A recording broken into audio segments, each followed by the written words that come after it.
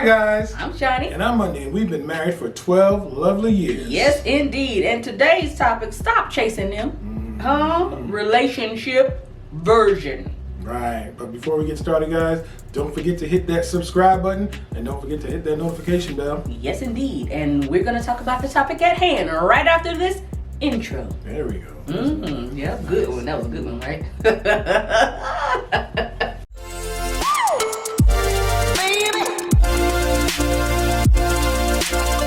Okay, so stop chasing them. We're gonna tell you why.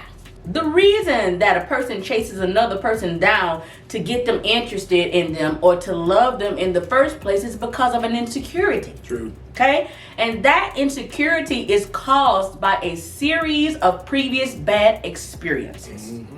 So you tell yourself, well, maybe if I go overboard this time and chase them down and show them how much I want them, this time they'll want me back. Wrong. Problem. You have caused yourself a whole new problem. Yes. When you are chasing a person down, trying to get their attention, love, and approval, that gives them permission to treat you like trash. Yes. They will use your desperation to benefit them and to gain control. Whether that is a gentle control or a malicious control, you won't know until you get into it. True. But it is control nonetheless.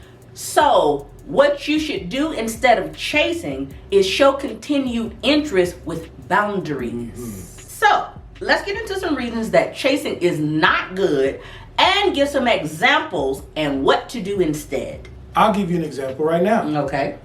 When you're always doing what the other person wants you to do. All right, let me just tell you, stop going along just to get along. Facts. It does not benefit you at all. At all. In fact, what it does is it takes away your power and gives it to the other person.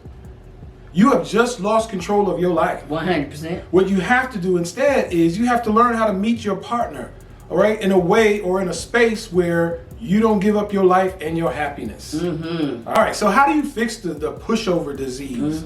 I think the first thing you need to do is go to therapy. Yeah. I mean, if you can't sit in front of somebody in person, there's lots of places online that you can go to, right? You know, you can, $25 you can get in front of somebody. Yeah. You know, and if you can't afford that, or if you're one of them people that doesn't believe in therapy, you know, you're one of those people, I totally understand.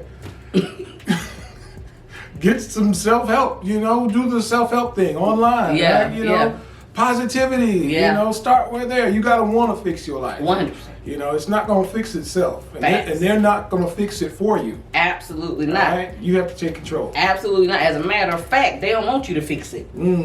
When they got control, baby, they do not want you to fix yourself. They do not want you to fix your life. They do not want you to become more confident. They like you just the way you are because you are controllable. Okay, next up, rearranging your life for them. Okay? If you are constantly rearranging your life and changing your schedule for them, and to them you are an afterthought, you are teaching them that it is okay to not make you a priority in their life. Facts. The fix is don't always be available. You have a life too. So don't always stop your life for them. And that shows them that they have to change some stuff around in their life too if they want to see you and spend some time with you and get to know you. Facts. And if they don't really like you that much. I mean, that's a fact, right? And if they don't like you that much, bye-bye. Exactly. Keep it pushing. That's it. That's how that goes.